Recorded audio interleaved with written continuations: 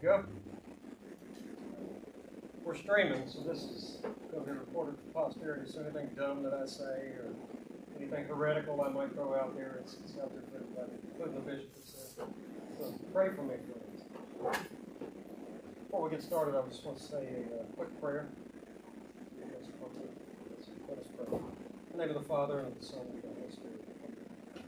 O Lord our God, who dwellest in the heavens and look down upon all thy works, look down upon these thy servants, the catechumens, who have bowed their necks before thee, and grant them a light yoke. Make them honorable members of thy holy church, and vouchsafe unto them the ladder of regeneration, the forgiveness of sins, and the robe of incorruption, unto the knowledge of thee, our true God. All this we ask through Jesus Christ our Lord, who with you and the Holy Spirit liveth and reigneth now and ever, and unto ages of ages. Welcome. Thank you all for being here. My name is Father Terrence Johnston. I'm the associate pastor of St. Michael's. We're going to lean on this too hard. Laying down. We're glad you're all here. The catechumenate process is different for everybody. Roughly a year from the time we start. It could be longer if you choose to go longer. It could be less. If anywhere in this process you decide that you don't like this deal and you don't want to be Orthodox, you think this is dumb or whatever the thing will be, no problem. Just we don't want anybody to come in under false pretenses or under duress. So we want you to be here because you want to be Orthodox. We want you to understand what you're getting into. From our perspective, the Orthodox Church is the church. So we would much rather you take a longer catechumenate process and take longer to become Orthodox than we would for you to just jump in it willy-nilly and then spend 2 or 3 years in the church and leave. For us, that amounts to apostasy. That ain't cool. So we want you all to be here. We want you to be Orthodox, but we want you to be Orthodox because that's what you feel God is calling you to do. So the first session, and I hate to do this to our viewers at home, it's going to be really boring, I promise. It's going to be pretty light. We're not going to get into a lot of deep theology. We're not going to get into a lot of deep anything. It's going to be more of an introductory thing. And the first thing that I'm going to do, obviously this is not about me, but I think it's important that you sort of know who's standing up here droning on about all this stuff. So I want to give you a little bit of background on myself.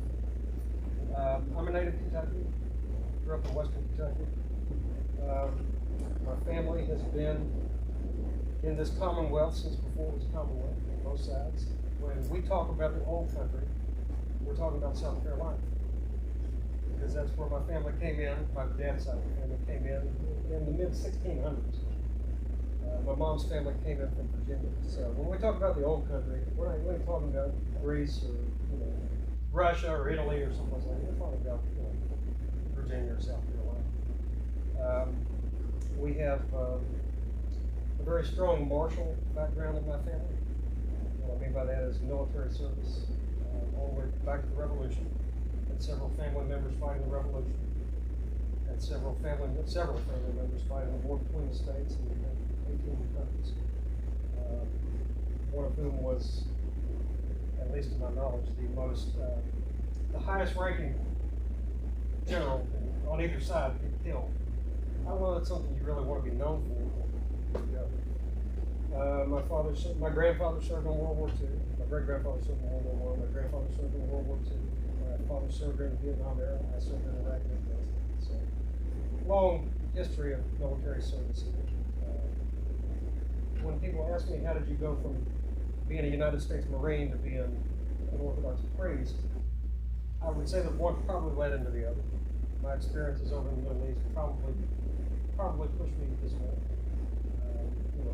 God has strange ways of working things out, but He ultimately does work them out. When I graduated high school, I moved down to Nashville, Tennessee. I was very heavily involved in music as a young kid. So I moved to Nashville when I was in my teens. I wanted to get into the music industry. I did. I had some success. I had working as a session musician. Worked with a lot of cool people. Got to do a lot of cool stuff. Very toxic environment. Not an easy place to be a Christian. And at that time I was not much of a Christian. My background religiously, my parents were both sort of raised in the Southern Baptist tradition. I wasn't raised in any tradition. We have Southern Baptists and Episcopalians. That ain't oil and water, I don't know what it is. But that's my family's background. My parents were sort of the opinion that my sister and I would figure it out on our own, and they wanted us to be able to make that decision. That's a pretty common thought nowadays. This was back in the 70s and 80s. It's an increasingly common idea. I'm not saying I agree with it, I don't. But that's what they chose to do. And it did work out. Thank you. When I was in my teens, I started attending an Episcopal church locally because we didn't have that background. And I was interested in the music. And the music sort of brought me in, church music, and the hymnody interested me, and I wanted to know more about that. So I started going to the Episcopal church. When I got out of the military, back from the Middle East, I had a lot of questions, as one might imagine. Some of the stuff that I experienced, some of the stuff that I saw, some of the stuff that I did, left me with a lot of questions. So I started searching, and that drove me to get more deeply involved in the church. And as I did that, after a couple of years, I was in my mid-20s, and I was still working, sort of doing session work around that area. But as I was doing that, and as I was becoming more involved in the church, people started to say, you ought to go to seminary and make a priest. I didn't have any idea how that went about, so I talked to their local Episcopal bishop, and he told me, well, you need to go to seminary. Well, you need to go to college before you can go to seminary. So I went back to college, went to Western Kentucky University, got my bachelor's degree. Yeah, there you go. Go Dobbs. We can't win at anything. We're the party. He knows what I'm talking about. So I went to Western Kentucky University. I got my bachelor's degree in music and sociology. Tried getting a job with that. Okay? I knew I was going to go to seminary, and that's why I got such a, it was a BA, but it's really a BS degree. But that's why I did that. I did the music because it's what I knew, it's what I was interested in. I did the sociology because I figured it wouldn't hurt to sort of know societies and systems and things like that. Get a little bit of background on people and how they operate and all that kind of stuff. So that gave me a fairly good basis for what I was getting into. I should have taken philosophy, but the VA wouldn't pay for me to take philosophy. But what I did find when I got to seminary was, at least at a Western seminary, if you have a philosophy background, you're going to understand that stuff a heck of a lot easier than you are if you don't. So seminary for me was a little more of a struggle than for some of my classmates. But long story short, I went to seminary in Pittsburgh, Pennsylvania. Up to that point, I really didn't have any background in the Orthodox Church. Basically, what I knew about Orthodoxy was what I had read in an old book that's about this thick. It was by an author named Leo Roston, and it was Religions of America. And it listed basically every Christian denomination and some of the larger non-Christian denominations, Judaism, Islam, some of the major religions here in the United States. And that basically, it had a paragraph about maybe that long on Eastern Orthodoxy. And at that point, that was pretty much what I knew about Orthodoxy. I might have seen a documentary or something with some kind of Orthodox church here and there. So I knew it. I knew what it was. I knew that it existed. I had absolutely no first-hand experience with it. But then I moved to Pittsburgh. Now, if y'all don't know anything about Western Pennsylvania, we call it the New Old Country because the Orthodox presence in Western Pennsylvania and Northeast Ohio is so great that it feels like there's an Orthodox church on every corner. And the little town outside of Pittsburgh that I went to seminary in is called Ambridge, Pennsylvania. There literally was an Orthodox church practically on every corner. Right down from the school was a Greek Orthodox church. Across the street from that was a Ukrainian Orthodox church. 2 blocks from that was a Russian Orthodox church. A couple of blocks from that was a Carpatho-Rusin church. Down the road from that was an Orthodox church in America church. Get it? So part of our curriculum in seminary was go visit other churches. Go visit traditions that are different than yours. And see what you think about it. So I did. I visited the Roman Catholic Church, which I had been to a couple of Catholic masses before.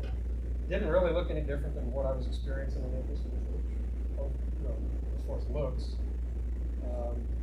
Actually, it looked less traditional. I went to a couple of Presbyterian churches, Lutheran, Methodist. I went to all the kind of the mainline Protestant denominations. I went to a Pentecostal church. Interesting experience for me. Never been to one before, but it was definitely different than anything I was accustomed to. Then I started visiting the Orthodox churches. And I visited the Greek Orthodox Church. I visited the Russian Orthodox Church. I visited I went through pretty much all of the jurisdictions. And what I found was a common theme with each one. And what I found very quickly was these are not different denominations. It's the same church, it's just different flavors. And that kind of sparked my interest. So I delved a little deeper into that. And as I was doing this, I was also taking a patristics course. Patristics being the early church, the church fathers, and church history. And what I was learning in these courses, I wasn't seeing in our chapel services, but I was seeing them in the Orthodox church services that I was sort of attending from time to time. And I did ask the church history professor, well, why is it that, in this text we're talking about this, and we don't do this anymore, but the Orthodox church down the street does it? And he just sort of blew it off. He's like, that's what they did in the early church. We don't have to worship like our grandparents did. It's not necessary. Okay. But I kept that. And then as I'm going along, I'm in the ordination process in the Episcopal Church.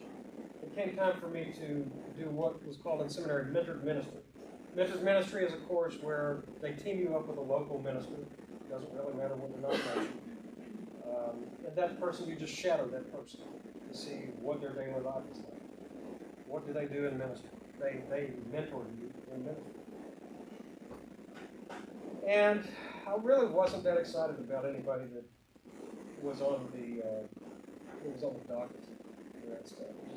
They were all nice people, but it wasn't really anything out of the ordinary. And I'm one of those weirdos who just likes to, I like to be different.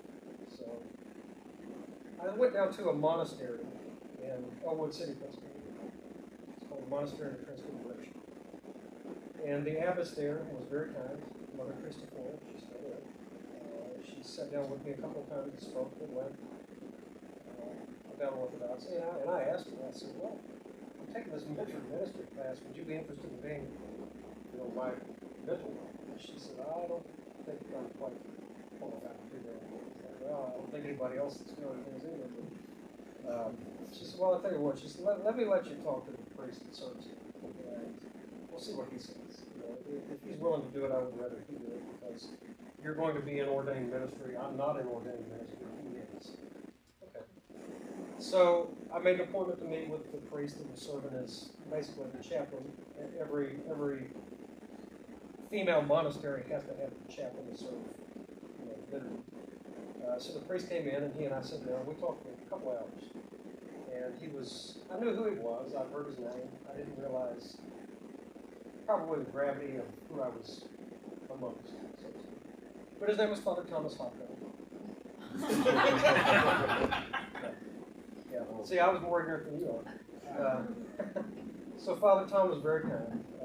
He agreed to be my mentor for the year, and we met on a fairly regular basis. And he taught me what it meant to be Orthodox, even when I wasn't. And Father Tom gave me what I consider good advice. It has made me a terrible evangelist over the years, but I still hold to this advice, and I give it out whenever I'm asked. And Father Tom told me this. He said, because naturally the idea came up, well, I'm thinking, I really like this Orthodox thing. I'm thinking maybe about becoming Orthodox. So Father Tom said, well, I want you to be Orthodox, because I believe Orthodox is the truth. But I want you to become Orthodox for the right reasons. I don't want you to become Orthodox because you're trying to get away from the crazy people in your church. And I know you got them. But we got them too. We have crazy, toxic people in the Orthodox church. When you get that oil on your forehead, it doesn't purify you. It's not a magic bullet. We do have some extreme personalities in the church. and we have people that are toxic. So don't become Orthodox because you're trying to get away from toxicity or you're trying to get away from whatever kind of insanity is going on in your denomination. Because we have that too. But if you decide that the Orthodox Church is the truth, that the Orthodox Church is the church of the apostles, the church that was founded by Jesus Christ at Pentecost, and you believe it to be the objective truth, once you come to believe that, what else can you do? So I kept that. I held on to that for a few years. I went through the ordination process in the Episcopal Church. I got ordained as an Episcopal priest. I served in that denomination for about 4 years. And it was a rough 4 years because I just wasn't where they were theologically. Again, oil and water. We just didn't gel. I met a lot of nice people, a lot of well-meaning people.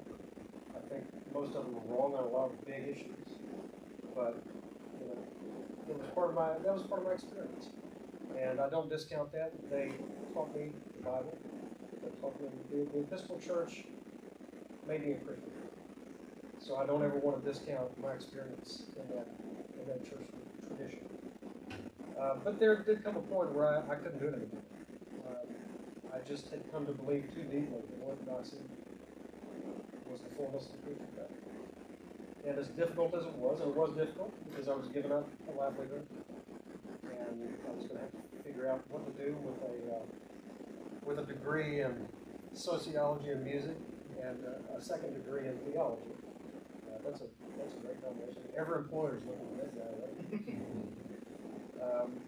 But I went ahead, I made the jump, and it was hard, and it was unpleasant at times. I wish I could say that all of the people that I knew back then are still friends with me today. Some are.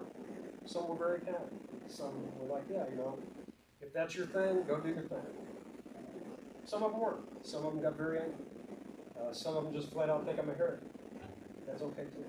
I can handle it.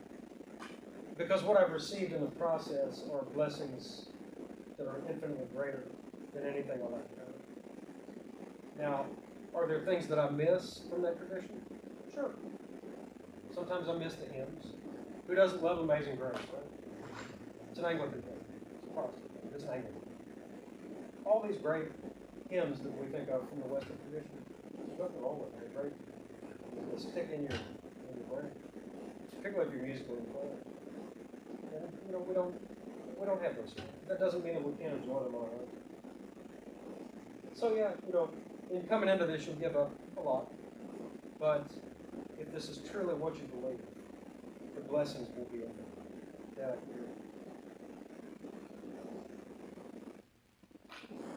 I got charismatic, obviously. Because I had been a minister in a Protestant denomination, even though that ordination wasn't recognized for the Orthodox Church, it carried some weight. So pretty much as soon as I was charismated, I was kind of on track to get ordained in the Orthodox Church. I never assumed it would happen. As a matter of fact, I went in under the assumption that it wouldn't happen.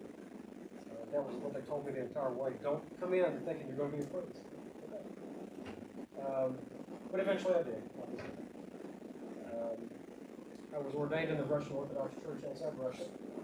Metropolitan Valerian was the bishop ordained. He's still out there. At the time, we were back in Nashville, Tennessee, and I had a very small mission in Nashville. What most people don't realize about Nashville is there are 8 canonical Orthodox churches in the Nashville area. So for a town that size, and when I think of Nashville, I still think of Nashville in 1997. It's not. It's infinitely bigger and more crowded and worse traffic than it was 25 years ago. But there for a long, long time, Nashville and Louisville were about the same size. So that's a pretty, here we have 2 Orthodox churches. It's us and it's Assumption, Greek Church. So that's a pretty unbalanced scale for a town the size of Nashville to have 8 Orthodox churches. So the mission that I was trying to, get off the ground, it really didn't do a whole lot. And part of that could be because I'm not very charismatic. I'm not a very good evangelist, as I just told you. I run people off. But another part of it was there were just other options. And people didn't really want to meet in the basement of an Anglican church at 1:30 in the afternoon on Sunday when they could go to this big, beautiful, cathedral-sized Greek Orthodox church, 5 minutes down the road. So we did that for a few years, and then my wife got transferred. My wife got transferred here to Louisville. She was the CEO for United Healthcare's Kentucky Health Plan, so she was placed over this area. And I just sort of stumbled into St. Michael. And I told my wife, I said, and listen, we've been to a lot of Orthodox churches. They all have good things about them. Some of them have some odd things. So I told her, I said, I'm going to go to the St. Michael's. I don't know what it's going to be like. I don't know if they're going to be weird, So I'll check it out. And then maybe next week, if they're not too far out there, you can come with me. So I came, and before I came, I made contact with, at the time, the pastor, Father Alexis Corey, and I asked him for his blessing to attend. And he said, yeah, please. For priests, it's customary. You don't just kind of show up to somebody else's church dressed like this. It confuses people. But Father Alexis was very kind. He said, yeah, please, come on in. So I came, and I sat out in the congregation.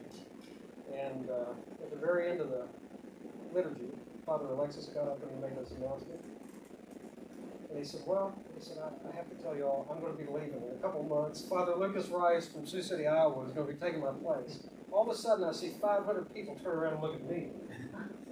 I was like, I'm not Father Lucas Rice.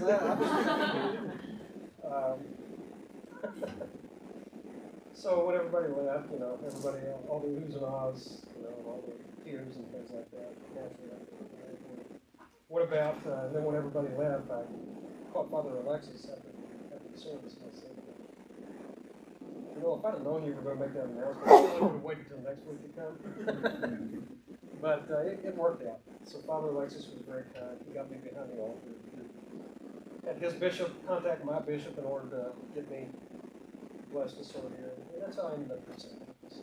A couple of months later, Father Lucas came in. He was transferred from the parish that he'd been serving for the last 8 or 9 years in Sioux City.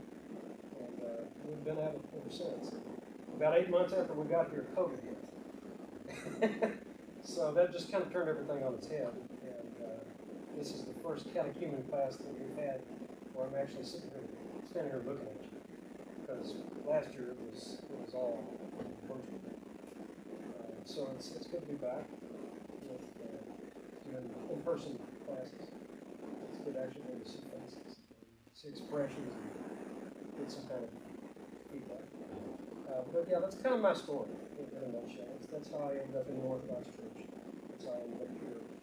And the reason I'm telling you that is not because I have any kind of great story that anybody needs to know about. I'm telling you that because I'm not a great, I'm not a Russian, I'm not an Arab, whatever, I'm not a Slav, whatever all of us have come into the Orthodox Church thinking you need to be in order to be Orthodox. I'm not any of those things.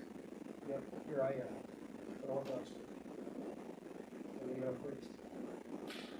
So, it's a very common misconception that in order to be Orthodox, we need to be from a specific strand of DNA, a specific ethnic group. That's not the case. The Orthodox Church is for everything. And we're going to get into that here for sure. So, whatever your conceptions, misconceptions, whatever your ideas of Orthodoxy are, hold on to those. And we'll look at it as we go through the next several weeks, next several months. And we'll figure out what does this thing look like. And, what do we do? Ultimately, I think we're kind of real fighting out. We'll figure that out. Anybody have any questions at this point? I think what I'm going to do moving forward is, after we get through this introductory class, we're going to hold questions until the very end because Father Lucas and I are both bad about rabbit trails. Somebody will ask a question and we'll answer the question, and then that'll lead us into something else. And then the next thing you know, we're 2 miles down the road where we didn't need to be.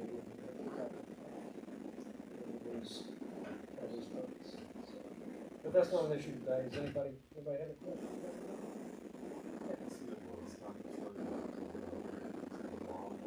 Yeah. If you want to borrow, and this is a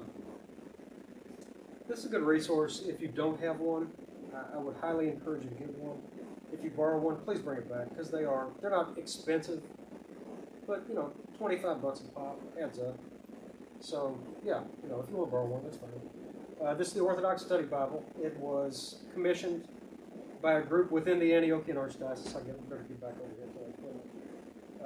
It was commissioned by a pan-Orthodox group, but I think it was headed by the Antiochian Archdiocese, which this church is under the jurisdiction of. And it's a very good resource. The New Testament is basically the New King James Version. Not a bad translation. The people that really were kind of pushing forward with this, that was their preferred New Testament translation. The Old Testament's kind of unique because it's an English translation of the Septuagint. Most of you are familiar with that. If you're not, don't worry about it. We'll get into it. But the Septuagint is important in Christian history, particularly in Orthodox history. So it's a really good, valuable resource because there really aren't that many English translations of the Septuagint. So if you don't have a copy of the Orthodox Study Bible, you can get one. I don't care how you feel about Amazon. If you want to get it from Amazon, get it from Amazon. If you don't. Ancient Faith, the Ancient Faith bookstore has copies of it. So you can get it from Barnes & Noble, I'm sure. Whatever your book retailer is, I'm sure you can get it from there. We always encourage people to support Ancient Faith if you're able. They get it out pretty quick. I've ordered stuff from Ancient Faith and had it definitely within a week. But it's part of the Archdiocese, and it's a good thing to support if you do that. Any other questions? Okay. Actually, I did have one. Yeah. So I noticed, especially today when we were reciting the Nicene Creed, that I can hear several different translations. Yeah. So everybody that comes into the Orthodox Church, if they come in to a particular jurisdiction, they typically learn the translation from that jurisdiction. They're all legitimate. There's nothing wrong with it. It's just sometimes when you hear it in the crowd, you're hearing different words. So he came to judge the living and the dead. He came to judge the quick and the dead. It's semantics. There's really no difference. The only things that you won't hear the filio play. If you do, everybody's going to turn and look at whoever said it. My wife actually. She grew up in Roman Catholic. She was fascinated. And there for a long time, I had to think about it. When we get to that part, I would just usually keep it with that. But yeah, all of those different translations, they're legitimate. They're just worded differently. It's really funny when we do the baptismal, right? When we baptize somebody, we have a booklet that is the rite of baptism. And within that booklet is part of the service is we recite the creed. The way it's written in that booklet is the way I learned it. So I get to watch everybody else listen because we're reading from that booklet and it's not worded the way they do. So, but yeah, that's a good question. And those, you're going to hear different ones, and there's other things too. Is there a reason? Is that because we have so many different jurisdictions, and they were like each individual jurisdiction was translating? Well, a lot of it has to do with the fact that translations sometimes some jurisdictions use translations that are older.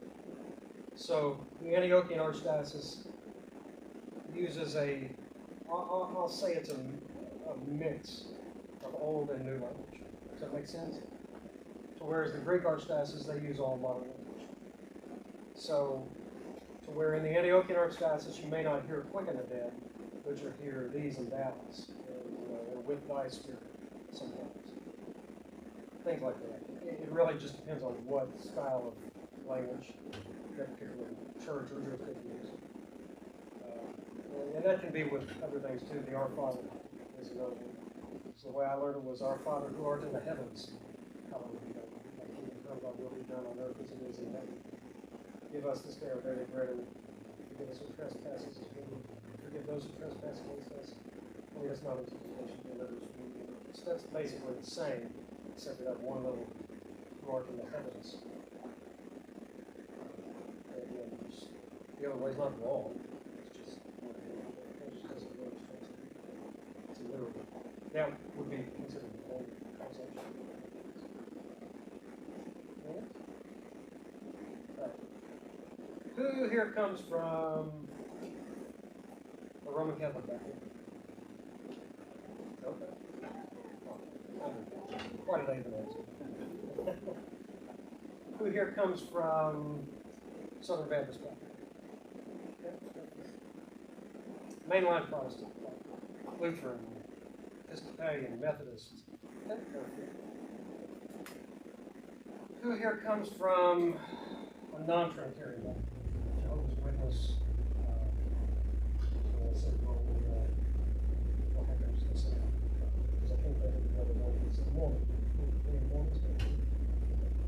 Latter-day Saints. What I'm trying to think. Cool. There's no reason for me to ask that. I'm just curious as to who's coming into the church. We don't get as many Roman Catholics as you might think we do. We do get some, but for the most part, we don't get as many. There seems to be a large population of former evangelicals coming into Orthodox, and there's a long history there. There's a long history of Orthodox and Anglican relations, so Episcopalians. It goes way, way back. As a matter of fact, if you get into reading the Church Fathers, many of those texts are translated from their original languages, and they were translated by Church of England scholars. So Orthodoxy does have a long history with those groups, and we owe them a lot, particularly when it comes to bringing Orthodoxy to the English-speaking world. Does anybody know what Orthodox? What does that mean? Where does it come from? So it's hard to believe. Yeah. Yeah, it comes from two Greek words. Orthos, which means right or correct, or even more literally, straight. And doxa, which means belief, opinion, or again, more literally, glory. So, right belief, correct opinion, correct doctrine, right doctrine, or straight glory. Does that sort of make sense when you put it in the context of what you've seen so far? Yeah. So, Orthodox is not, the use of the term Orthodox is not exclusive to the Orthodox Church. We've heard it in other traditions. When I was an Anglican, there was a battle going on between the Orthodox and the progressives, or whatever terminology you want to use.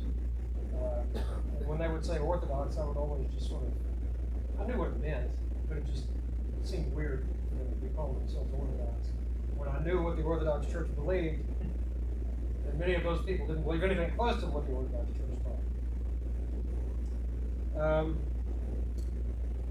So the Orthodox Church goes by many names. Obviously, we know it as the Orthodox Church, the Eastern Orthodox Church, because we think of the Eastern Roman Empire, all of those Eastern countries that we sort of associate Orthodoxy with. The Orthodox Catholic Church would be even more accurate. Does everybody know what Catholic means? Yeah, that's a definition. Catholic comes from the word katholikos, which means according to the whole. So yeah, universal is another one. Again, when we use these terms, what we have to remember in English is a lot of times, and we can think of the same thing when we read Bible translations. There may not be a perfect one-for-one translation for a particular term. So, just as we have about 3 or 4 legitimate definitions of the term Orthodox, there's also that many definitions of the word Catholic. Universal is definitely, it's in there. Again, according to the whole. Nothing added, nothing taken away. Complete, full. Make sense? So, the church is Orthodox. Our belief is correct. We are Catholic. We are the fullness of the faith. We are universal. We are for everybody, as we just talked about. You don't have to be a Russian or a Greek or an Arab or whatever we associate Orthodoxy with to be Orthodox. The Orthodox Church is for all of God's created beings.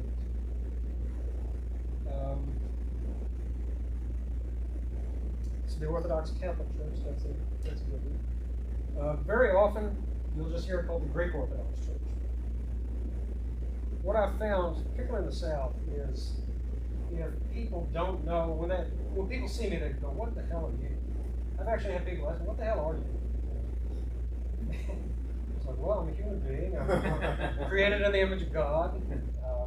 But what they're asking is, what planet did you come from? What religious group were you affiliated with? And most of the time I'll say, I'm a priest in the Orthodox Church. If that doesn't resonate, I'll say, Greek Orthodox? And sometimes they've been to the Greek Orthodox Food Festival, and they know that's the church with good food. So that kind of resonates with them sometimes. Sometimes they have no clue what I'm talking about. And that can be very disheartening. That our culture that we're immersed in, that we've grown up around, has no clue what our faith is. They think it's something weird. A preacher from Louisville and his wife bought that house, and they're in some kind of a weird sect. It's not Amish, but it's something weird like that. So, you're going to get a lot of that. People will not understand what you're doing. They're going to think, why are you going into this weird church, if they even know what it is? The best thing we can do is be kind. One of the most common things that newly minted Orthodox Christians come to me with is, Father, I'm very concerned about the salvation of my family. My parents are not Orthodox, and I'm afraid they're going to go to heaven. And my response to them is always the same. You need to worry about you not going to hell. You don't need to be worried about anybody else not going to hell. God will take care of your parents. He will deal with them in His time. We don't convert anybody. We can plant seeds. We can teach people about our faith if they're interested. But to beat people over the head with the canons of the Orthodox Church, I promise you, it will not work. It will not win souls to Christ. It will not convert people. It's just going to piss them off, and they're going to run the other way. Which, there is the temptation to get that because we receive this gift, this pearl of great sacrifice that we find in the Orthodox Church, this timeless faith that speaks to our very soul, and we believe it with all of our heart, and we want everybody else to believe it too. Do I want everybody in my family to be Orthodox? Yeah, absolutely. I'm under no illusion that my Southern Baptist grandmother, at 92 years old, is going to be in there making Matanias in front of the icon of the Theotokos. It ain't going to happen. And that's okay.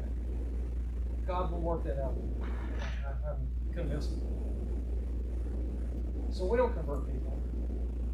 Sometimes the best way to win people's hearts to Christ is to just be a good son, a daughter, or a good sister, a good brother. So let the Holy Spirit do the converting, and we'll work on our own salvation. And we'll do that with fear and trembling. When did the Orthodox Church begin? Anybody? I had a good friend in Clarksville, Tennessee. I'm giving away too much information, but he's a priest. not that true. He was. He had this group of local Christians from other churches come in. They were going around to different churches just to learn about different faiths, different Christian traditions. So they come to his very sort of small, humble Orthodox mission. Very beautiful, very humble. And one of the first questions that they asked him was, so who started this here Orthodox church? And he didn't get what the guy was asking. He said, well, this place was started by, a group of Orthodox Christians out of Fort Campbell, and I'm sitting here listening to him. Okay, that's not what he's asking. What he was asking was, who started your denomination? And for us, the correct answer is Jesus. I served as a hospice chaplain for about 4 years, as I was newly ordained and trying to raise a mission. And I remember one patient that I had, her husband was very angry, for obvious reasons. And one of the things that he liked to do was lash out at the hospice people. So I walk in. I'm not wearing this, but I'm wearing the collar, just kind of the Western style. And he looked at me and he said, what church are you with? I said, Greek Orthodox. If his eyes had rolled any harder, his contacts would pop out. He goes, well, I guess that's about as good as any. Who started that church? I said, Jesus. He goes, no, really. I said, yeah, really. Of course, he didn't believe it, but it's okay. Yeah, the Orthodox Church it's the Church of the Apostles, Church of Pentecost, 33 AD, all the way back to the beginning. And we can trace our succession. Our bishops can trace their lines of succession. We are the church. We can trace our roots back to the very beginning. So what did the early church look like? This is not exhaustive, but it's a decent overview. So, as the early church formed and communities grew, they established what we call patriarchates. We still hear talk of these today because they still exist. So can In the beginning, as the church got firmly established, we'll say, there were 5 original patriarchates. Rome, we'll come back to that one. Constantinople, Antioch, Alexandria, and Jerusalem. And you're more than welcome to write all this down. Don't feel like you have to. So 5 patriarchates. They were all overseen by a patriarch who oversaw this region and the churches within that region. Under the patriarch, as the church grew, were bishops. He had appointed bishops to oversee local, what we call dioceses. And because the bishops couldn't be in every church every day or every Sunday, the bishops would appoint presbyters or priests to run the day-to-day operations in the local congregations. And also working for the bishop, along with the priests, were deacons. And if we look at the Bible, if we look at Scripture, we see basically 2 orders, 2 ministry orders. Episcopos, bishops, and diakonos, deacons.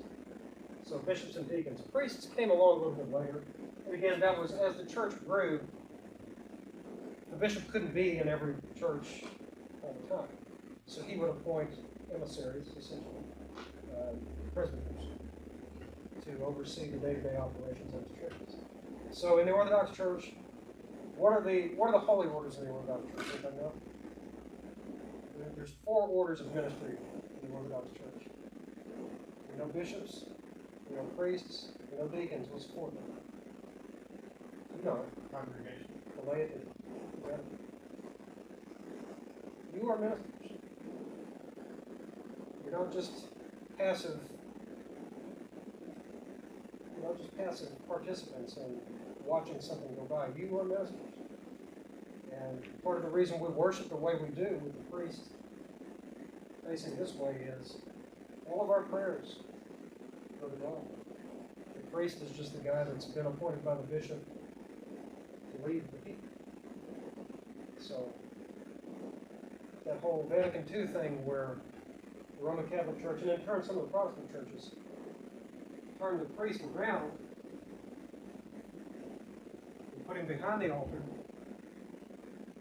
I call it the bartender position. That is counter to what they did in the early church, because the whole theology behind this was all of us are praying to the same God. In this instance, it almost feels like the focus is on me. I'm the focal point, and not God. So we'll get into all this as we go further, but there are reasons that we do the things we do. Yeah. I understand correctly that the word presbyter can be translated as elder. Yes. And as recovering Baptist, I would say we think of elders as like almost like a trustee board that oversees the pastor. But the priest, elder, presbyter, these are all synonymous terms. Is that correct? Yeah. Presbyter, priest is it's a bastardization of the term presbyter, which translates loosely into elder. The difference between ministry in the Orthodox and Roman Catholic churches and some kind of high Protestant denominations, between those and the orders of ministry and other Protestant denominations like, say, Baptists, sort of mainline, kind of free church evangelicals, is there's a sacrificial component to the priesthood in the Orthodox and Roman Catholicism that isn't really found in the more kind of, I don't mean this as a pejorative, but more the kind of fundamentalist thing in Protestant churches. Yeah. You'll find it to a degree in Anglicanism, depending on what flavor of Anglicanism you're dealing with. Again, with Lutheranism, depending on what flavor of Lutheranism you're dealing with. But there's a sacrificial component to the priesthood that isn't found in a lot of the Protestant traditions. So the term priest, yeah, it's presbyter, it's elder. And another one is deacon. That one throws a lot of people off. They're coming in from other denominations.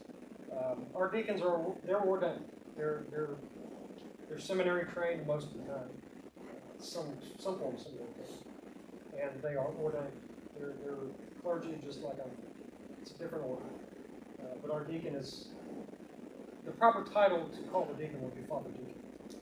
Yeah. Could you just quickly spell out what you mean by the clergy and sacrificial? I don't really want to get into that deep of theology today. We will come back to that, I promise you. But that's a little deeper than what we're going to do. We'll get there. But yeah, the deacon is not just the guy that shakes your hand as you're walking out the door and points you to the fried chicken.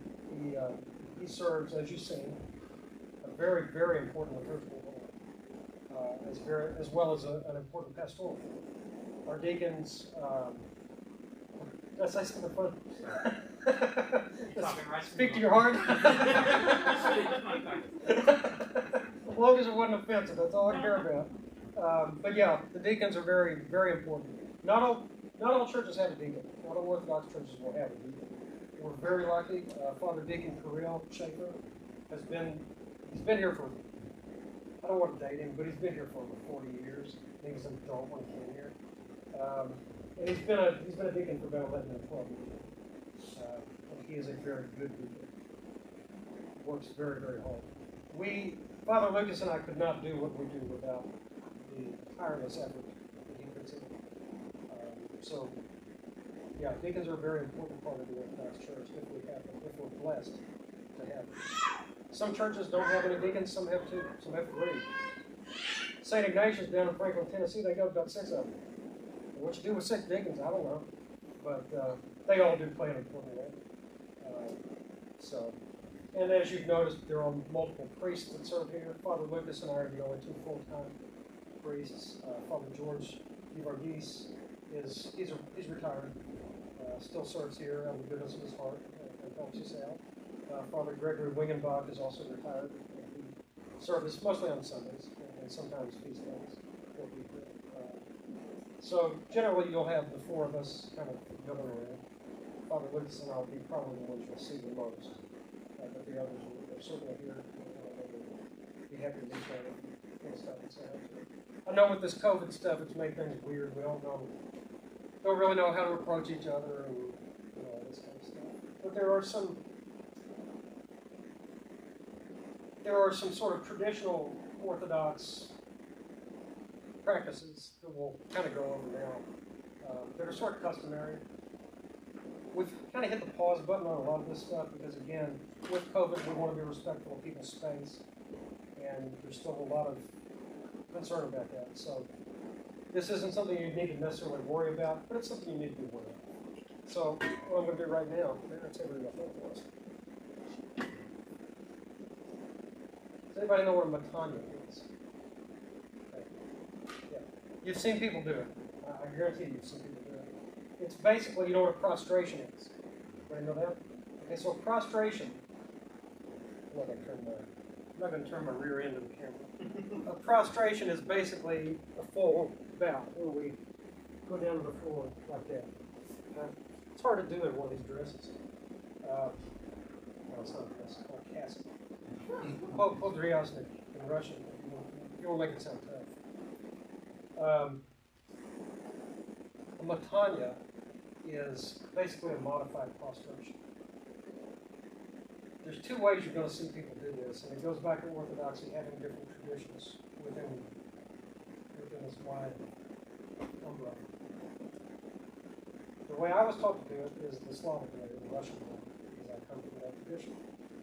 The way the Byzantines do it, which the Antiochian Orthodox Orthodoxy is part of the Byzantine tradition, is it's just the opposite. So the Byzantines do it like this.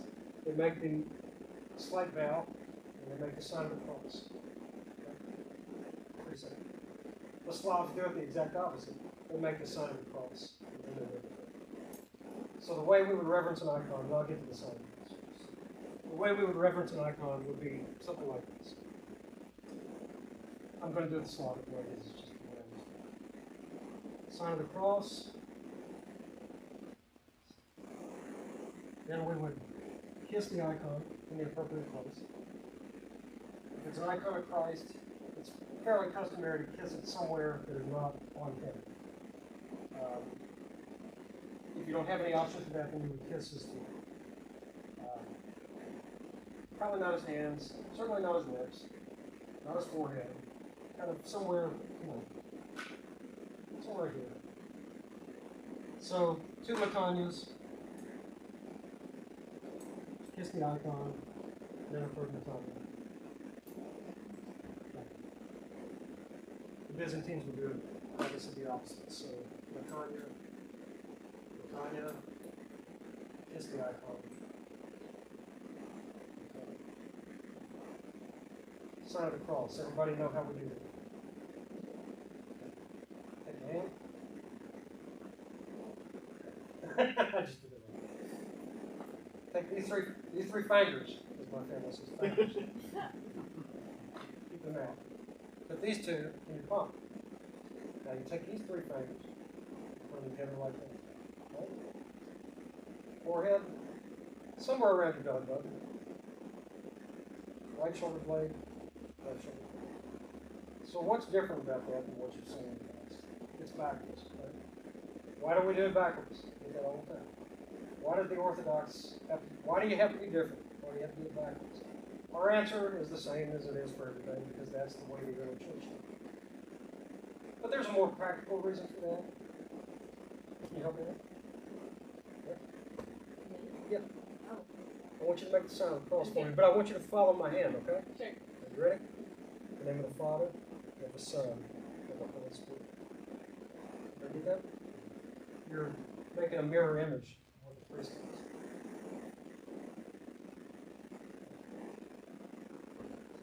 So it is up now, right? Now, if you do it from left to right, as my wife sometimes does, because she's a heritage Roman Catholic. It's what she grew up in. 12 years of Catholic school, and 30 years of being a Roman Catholic. Nobody's going to yell at you.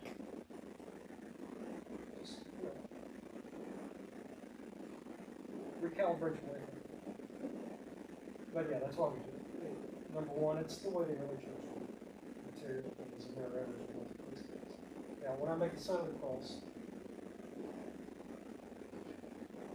look there. It's the high roasted. It's a very ancient way of blessing.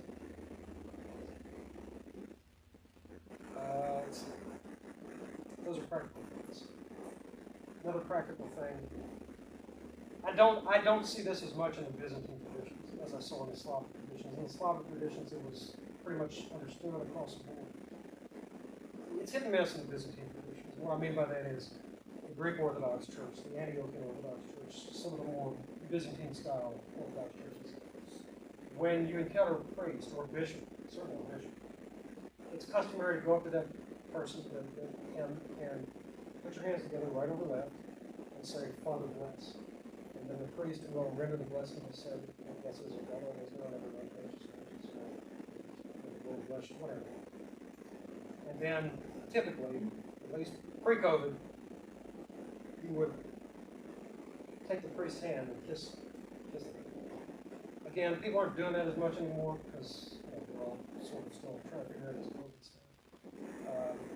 And likewise, we do that to the bishop. When the bishop comes, Bishop Anthony will be here in November for St. Michael's weekend.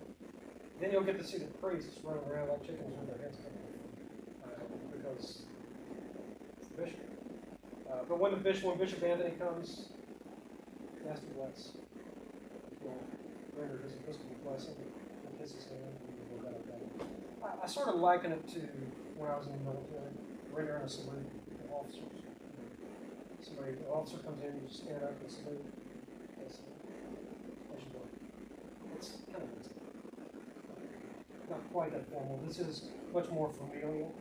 And the terms that we use, Father Deacon, these are familial terms. We're not lording authority on them. We've been placed in these positions by the bishop to represent him. Because this is an Episcopal authority. It's an Episcopal church. And that's always something that confuses people when you it's an Episcopal church. Thought it was the Orthodox church. Well, Episcopos meaning bishops, overseers. We have Episcopal authority. So, St. Michael's is the bishop's church. It's not Father Lucas's church, not our church. It's not the parish council's church. They may think it is. It's the bishop's church. The bishop is the successor to the apostles. If he wanted to, the bishop could come in here and he could chain the doors and run us all in. He's not going to do that. But theoretically he could, because it's his church. If I do something bad, or start preaching heresy, or whatever the case may be, it's the bishop's job to pull me back in line, or keep me honest, so that I don't harm the faith. So there's an accountability within the hierarchy. Are there bad priests? Sure. Unfortunately, you run into one once in a while. Are there bad bishops? Unfortunately, you run into one once in a while. But there is an accountability. Everybody's accountable to something. Unlike Roman Catholicism, which they have a hierarchical structure, they have accountability in their own right. But we don't have one top guy. Who's the head of the Orthodox Church? Everybody got it? You got it. Jesus Christ is the head of the church. Our hierarchy, our hierarchs, oversee the church on earth. So, for this church, Bishop Anthony is the bishop of this geographical diocese. He's part of the archdiocese, the Antiochian Archdiocese of North America. And his boss is Metropolitan Joseph. Metropolitan Joseph oversees the entire North America, all of the Antiochian churches in North America. And Metropolitan Joseph reports to the Patriarch in Antioch. The Patriarch sits in council with the other patriarchs.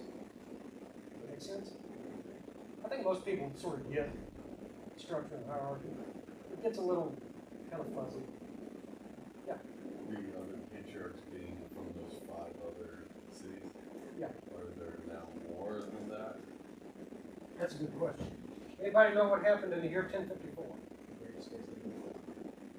So we point to 1054. I always call it 1054-ish. Because it's like anything else, it's sort of arbitrary. It's like, what generation are you? Yeah. I think Gen X. Yeah. Yeah, I'm a Gen Xer, right? That's sort of arbitrary. So my parents they're both baby boomers. The baby boom went from 1946 to 1964. That's 18 years. Gen X, we only got 15. Why? You know? It's sort of arbitrary. So 1054 is sort of an arbitrary date. But that's kind of the date that we point to when we talk about the Great Schism. And the Great Schism was where the fracture between East and West happened. At the time, Rome was sort of the center of Christianity. And it held a very important place in the Christian world. It was the See of Rome was there was a primacy, a place of honor that the Patriarch of Rome held, or the Bishop of Rome. Anybody know the bishop? Anybody know who the Bishop of Rome is? Right, the Pope. The Pope is the Patriarch of the West. That was his title officially until I believe Benedict XVI changed it. I think he took that out. But he historically was called the Patriarch of the West. That's because you had these other Eastern patriarchs that were over their jurisdiction, their patriarchates. As we know, as the Roman Empire grew and the Roman Church spread, a lot of political and theological things began to happen where the Roman pontiff, the Pope, started to sort of consolidate his authority, and the idea grew that the Pope was not only a first among equals, he was the first. He was the vicar of Christ, the successor to Peter, the head of the church on earth. And the other four patriarchs didn't really like that very much, because they said, "Whoa, wait a minute, we've been going along all these centuries, kind of working together as a college of bishops, and now you're telling us you're making all the calls? No, we don't think so." So they wouldn't go along with the program, so eventually what ended up happening was a rift took place. It happened over a number of years, a number of decades, really. But eventually there was a definitive split between Rome and what we know as the Second Rome, which was Constantinople.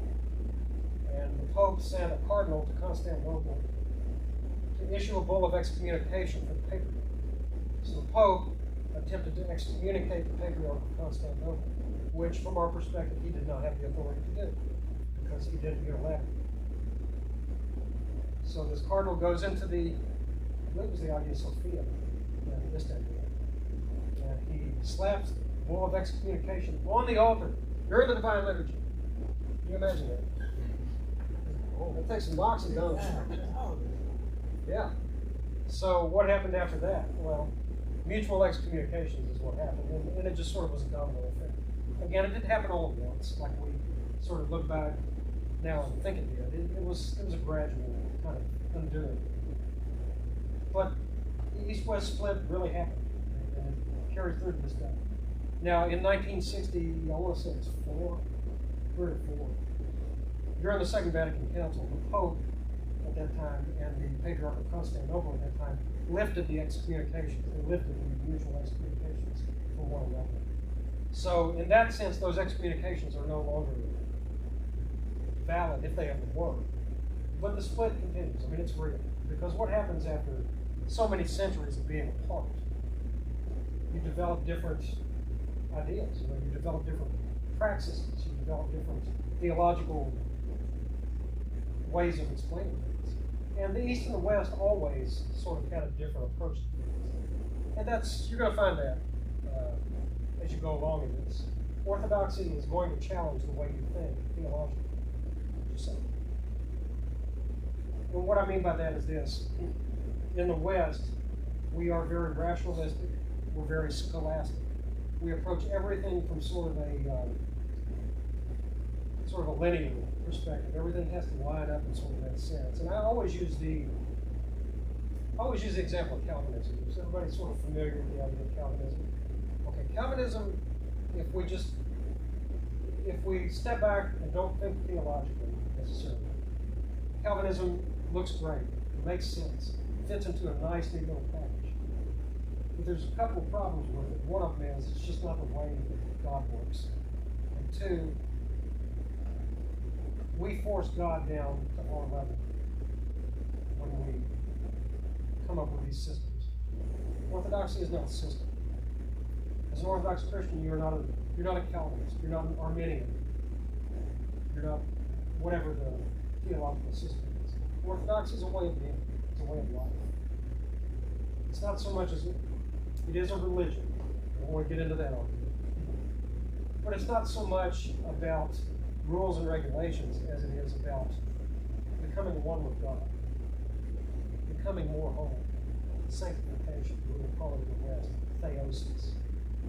The term that's used most commonly in the West. It's really about becoming one with God, without regard to systems or things that just sort of make sense to us on our level.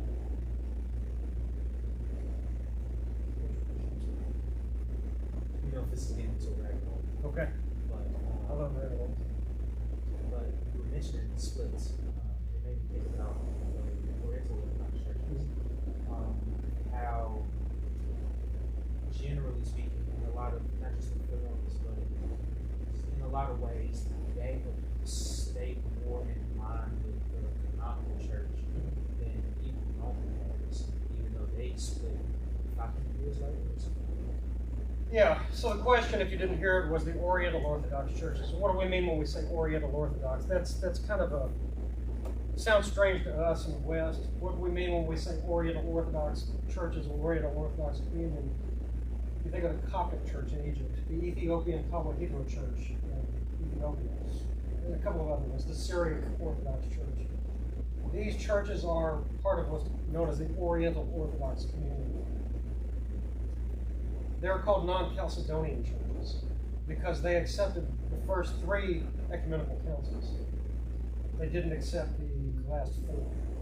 So in the Orthodox Church, we recognize 7 ecumenical councils. The Oriental Orthodox Church, the Copts, the Ethiopians, they sort of stopped at the 3rd one. And these were really over Christological issues, which again, I really can't get into that. We only got like 15 minutes left. We can't get into this, but there were Christological issues, perhaps linguistic misunderstandings. We're still working that out. And we are not in communion with those churches, unfortunately, at this point. And that happened, as he said, very, very early, like in the 400s. It was much earlier than the Great Schism. And we really don't talk about that much. We don't talk about what we refer to as the Oriental Schism. Because it just sort of, we know it's out there, but we focus, because we are in the West, we focus more on the division between East and West. But yeah, that's a great example of earlier schisms. To say that the church was one for 1,000 years, that's not, it's just historically inaccurate. The church was one. You know, all of Christianity was sort of united for a little while, and there were little schisms here and there. And you had the Gnostics, and you had all of these sort of fringe groups. So there have never not been schisms within the church. As a matter of fact, if we read Paul's letters and we read the Greek, we will see the word schisms. He talks about schisms in the church. So yeah, the Oriental Orthodox, they are still out there. There's an Ethiopian Hebrew church here in town, I believe. There's a Coptic Orthodox church here in town too. I believe Nashville has 7 Coptic churches. 7 Coptic churches. And they have one that's an English-speaking church. And the reason for that, I know this because I know the pastor down at that church. He was asked by his bishop to start an English-speaking church because as time goes on and the Coptic Christians, they go 2nd, 3rd generation, they intermarry within Western society, their kids don't speak it, they don't speak the language anymore. So they wanted an English-speaking church. So 6 of the 7 are straight Coptic. But the reason why I asked the question is the reason why they're more similar because of what you mentioned earlier, that they have a much more Eastern way of thinking. Yeah, and I would say that this is when it can get really tricky when we delve into this stuff. And again, I don't want to get too deep into it. Theologically speaking, because we recognize 7 councils. Theologically speaking, we probably have more in common with Roman Catholicism than we do with Oriental Orthodox, because they only recognize 3 councils. And again, these are Christological issues, and we just don't have time to get into this early. But obviously, because where they are in the world, culturally, Orthodoxy historically has more in common with them than they do with Roman Catholicism. So it's, divided up, go whichever way you want to go. Yeah, those, unfortunately, we're just not in agreement with those churches. Right? I think we will get there. I think we're making huge inroads toward reestablishing relationships, particularly as, unfortunately, the persecution of Christians in the Middle East increases. The Eastern Orthodox, the Chalcedonian Orthodox hierarchs are making more efforts to reestablish communal relations with the Oriental Orthodox churches. And there's a big argument to be, well, this is largely just a linguistic misunderstanding. We're talking past each other instead of talking against each other. And that may be the case. That's not my favorite. But, again, as time goes on, I think we will reestablish those relationships. Probably not in any of our lifetimes. The Orthodox Church doesn't do anything quick. So I would say within the next 500 years, we'll be in communion with the cops. Any other questions?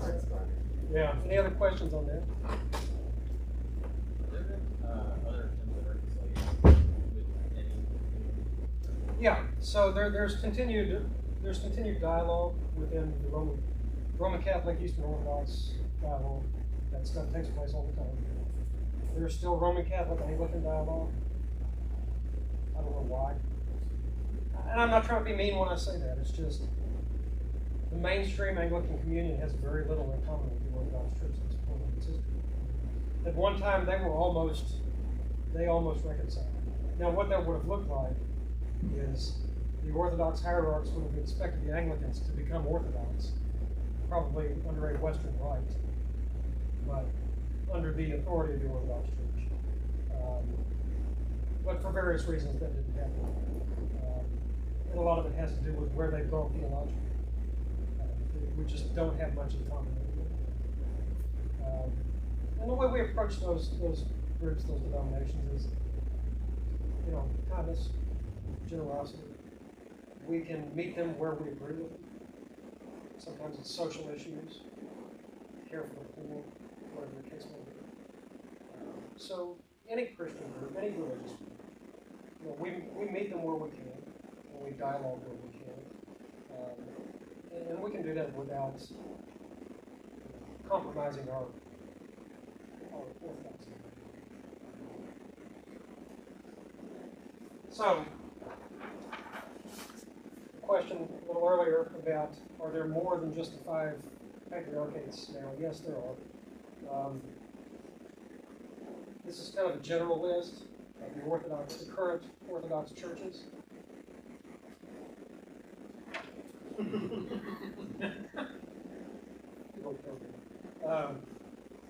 Basically, these are national churches. Churches of Constantinople, Alexandria, Antioch, and Jerusalem, those are the 4 historic patriarchates. The ones that have been added since then are Russia. The Russian Orthodox Church is the largest Orthodox church in the world. I can give you a number, it's probably inaccurate. It's just based on what they report. If there are 350 million Orthodox Christians in the world, 300 million, let's say, somewhere around 100 million are in Russia. Serbia, Romania, Bulgaria, Georgia, Cyprus, Greece, Poland, Albania, and the Czechoslovak areas. There are a couple of others that are debatable. Here in the United States, there was an attempt to establish the Orthodox Church in America as the Orthodox Church in America. And what that was meant to do was consolidate all of the Orthodox jurisdictions that existed. and to get autocephalous status, autocephalous meaning self-governing, where we had our own patriarch. For various reasons, that hasn't worked out yet. So what we have in the United States, it's actually quite simple. It's a lot of overlapping jurisdictions, multiple bishops overseeing parishes.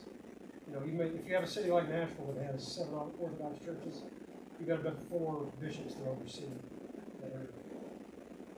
So that's really not kosher. It's not probably the way that our Lord wanted it. But America's a melting pot, so we're still kind of trying to work through that. But the Orthodox Church in America's establishment was an attempt to consolidate all of that and to bring all of those jurisdictions under one patriarch. It hasn't worked up to this point. I think keep praying into this. For that to happen, the bishops and metropolitans of the other jurisdictions would have to agree to that somebody has to be the top guy. Somebody has to be the top. So we'll see what happens.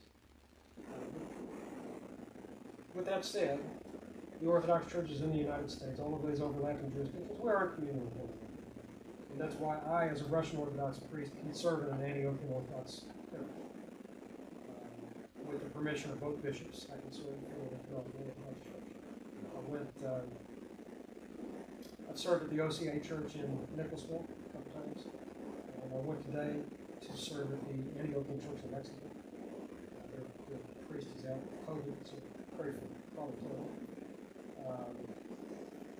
there. And as you get into this thing and you become Orthodox Christians after you're chrismated, you can go to any canonical Orthodox church. You can worship. If properly disposed and if given the blessing of the priest, then you can receive the sacraments. So if you decide, you want to go on a trip to South Carolina and you want to go to the Greek Orthodox church down there that everybody loves to go to, call first. It's considered one of the differences between Orthodoxy and a lot of other Christian traditions is we're not a sacrament family. Yes, as Orthodox Christians, we can receive in any Orthodox church in the world, but we don't presuppose that by just going in and walking over the chance.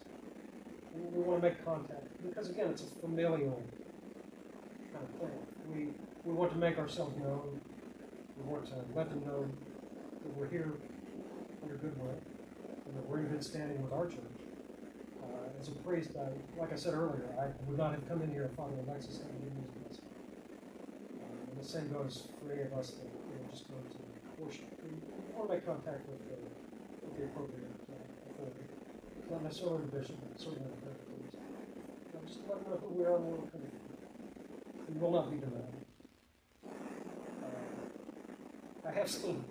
I have seen Russian priests stop people in the communal line and say, "Who is your bishop?" It's embarrassing. So we always want to be respectful of other people's space. We're about there. Everybody got any questions that relate to anything we talked about? Yes, sir. I have a very practical question as far as worshiping as a newcomer in Narthex, right, which is the porch, is that right? Yeah. And I've come to appreciate communion with the saints. I kind of appreciate iconography. These are all new things, new concepts. But it's a little confusing walking in. Do I pay my respects to St. Michael once or twice, and then to Theotokos before I walk in, and then of course you have as you enter, you have an icon. Sometimes of Christ, sometimes of Depends on the feast day. right, Yeah. feast. That's a great question. Do this walk us through. Sure, the that's a great traditions. question. The question was, when it comes to coming into the narthex, what's the appropriate way to venerate? We were having a discussion about this in the staff meeting the other day. As we're coming back from COVID and we're all excited to be together again, that excitement manifests itself in talking. And it manifests itself in loud talking. And it usually manifests itself in loud talking in the narthex. The narthex is still part of the church. It's a holy space. When we do baptisms, we start in the narthex because that's our entry into the church. So we want to be respectful of that as part of the church. So the answer to that question practically is you don't have to venerate every icon in the church. You can venerate any icon in the church. If you walk in and you see the icon of St. Michael and you feel drawn to that, you feel drawn to venerate that icon, please. You don't have to. It's certainly appropriate to. If you don't do it, nobody's going to bat an eye. And if they do, send them to me, because their head's in the wrong place. But yeah, there are people here, very pious people, who venerate pretty much every piece of iconography in the church. That's great. There are people here who might venerate one. They might not venerate any of them. I think what's important, and iconography, I think the second class we may do next week over in the church, and it's a class that I've done. Claire's seen it, so she don't need to be. But it's my iconography class, and I basically walk you through icons and their placement. And I think that's very helpful for anybody, but especially for people that are new to the church. The importance with iconography is that we recognize that they are part of our tradition and part of our worship. If you want to venerate every icon in the church, do it. If you don't. Nobody's going to say anything anymore. So yeah, when you come in, you can venerate any icon in the narthex. If you choose to venerate the icon of St. Michael in the narthex, and then the one of St. Michael in the iconostas, praise be to God. If you choose not to venerate either one of them, it's fine. What would that look like in service? Somebody You'll see it, I promise you. If you come in toward the end of Matins, you will see it. I seen it today. Did you? There was a guy who was just going around venerating his icon. I was like, oh, we can actually do that. Yeah. The only thing that I would ask you is when there's some kind of liturgical movement going on, be respectful of the poor guy that's having to do that. So the deacon very often, when he comes out to do the great censing, there's a couple of parishioners that he sort of does a dance with. He's trying to get around them, and they don't know what to do, and it becomes I don't want to say it just becomes a standoff. You know what it is. But it just becomes awkward. So just be respectful of the liturgical movements. Anytime other than that, there are appropriate times when we can get up and do that stuff. There are times when it's not as appropriate. I'll go over those as we get deeper into this. Just generally, what you'll see if you go to the old countries, Greece, Russia, Romania, these places, you'll see a lot of movement throughout the service.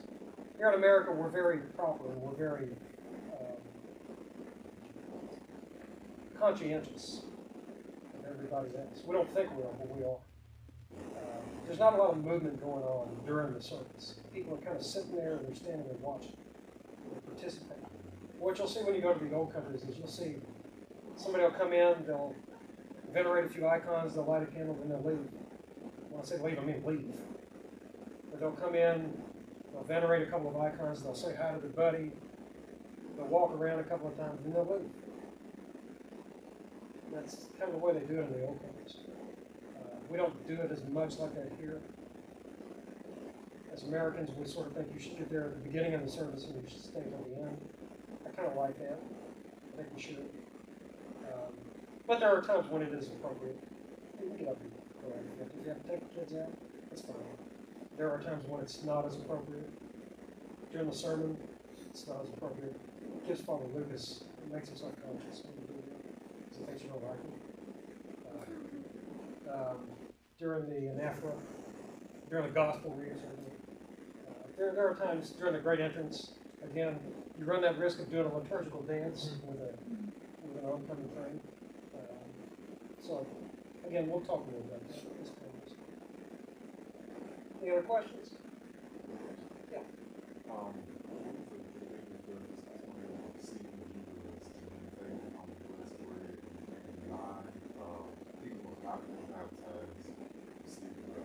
That's a great question. So the question is, what is the difference between receiving the Eucharist from the chalice or the blessed bread, and I'm going to butcher this, antiteron in Greek, however you say it. Antiteron is what I say. what's the difference, and are non-Orthodox blessed to receive the blessed bread? To receive the Eucharist from the chalice is to receive the body and blood of Christ. Full stop. Just as Roman Catholics say, this is the literal body and blood, we believe the same thing. So if you're coming here with some kind of Romophobia where, as long as they're not Catholic, that's okay. Doesn't work. We believe a lot of the same stuff they do, and that's a big one. We believe that the Eucharist is full stop, the body and blood of our Lord. In some mystical way, during the Eucharist, it becomes the body and blood. So you are receiving Christ, both figuratively, literally and figuratively. With the blessed bread, that is, it's part of the bread that has been served for the Eucharist. What happens, and I'll go over this in one of the other classes, there's a pre-service, we call it, called the Proscomedia. And in the Orthodox Church, we use leavened bread. And we use loaves that are about like that, about that thick. Within it is a seal, and I'll bring one. And there's all kinds of commemorations on it. And at the end of the Proscomedia, we end up with what we refer to as the lamp. It's about that tall, about that wide. Basically a big square of bread. And that's what becomes the body of Christ. It goes into the chalice with the wine, which becomes the blood of Christ. The bread that is left over, from which that lamb comes, is cut out. It's distributed as the impediment. And it's blessed by the priest. The blessing is said over it. And it's not consecrated, it's not the body of Christ, but it is blessed. And we offer that as a sort of goodwill offering to anyone who visits, both Orthodox and non-Orthodox. So, yeah, anyone is welcome to receive that. If you're a Christian of another denomination, you're welcome to receive it. If you're not a Christian at all and you want it, that's fine. Just for a moment, I'll take a few more questions. I'm going to turn the camera off because I'm probably kind of listening to